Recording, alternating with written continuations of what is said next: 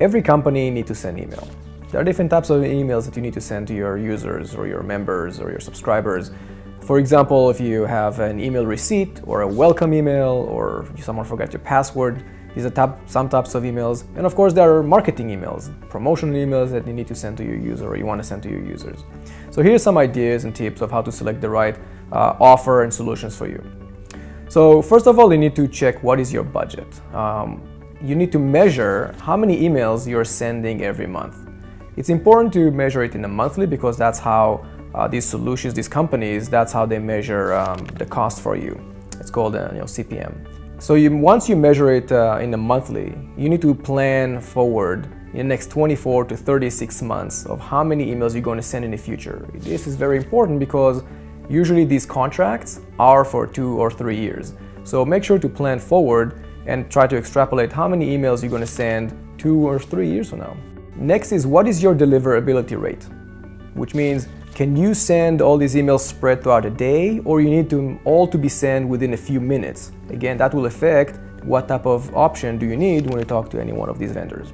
You need to select the right solution for your needs. So do you need an email marketing solution or an email delivery?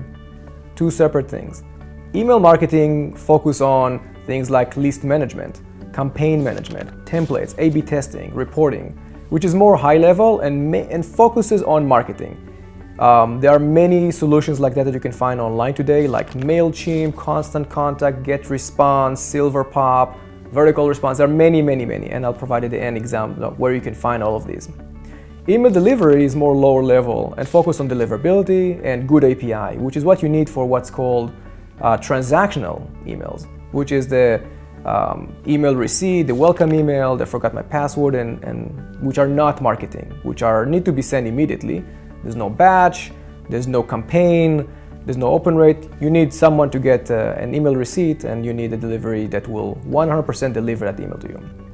For these, there are many good solutions like SendGrid, Postmark, Mailjet, Socket Labs. There are many solutions like that which are geared specifically for this need. Actually, Amazon provides a great email solution called Email Service or Simple Email Service, which is great, very cheap, and works for most companies.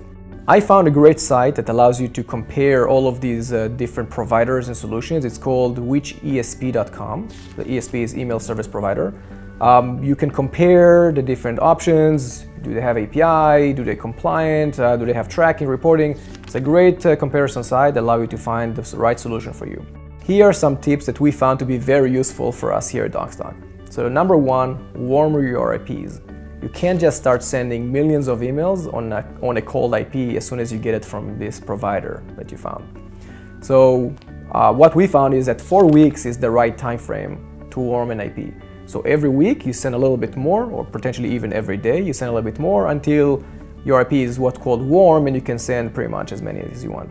You need to track the reputation of this IP. So there's a site called senderscore.org, which is powered by Return Path, which is a great solution.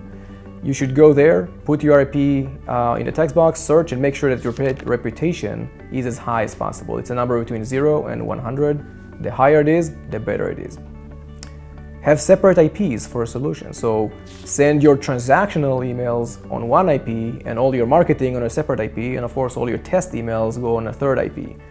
Sometimes you even want to create multiple banks of IPs, so you can always load balance between them, change IPs for the marketing, so if one IP goes bad, it doesn't stop you from sending any marketing email.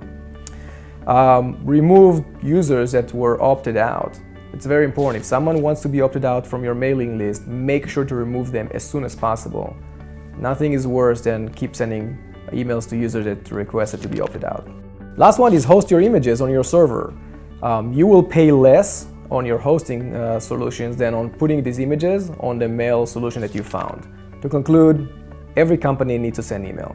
These are some examples of ideas and tips that we found to be very useful here at Docstoc. I hope this will work for you as well.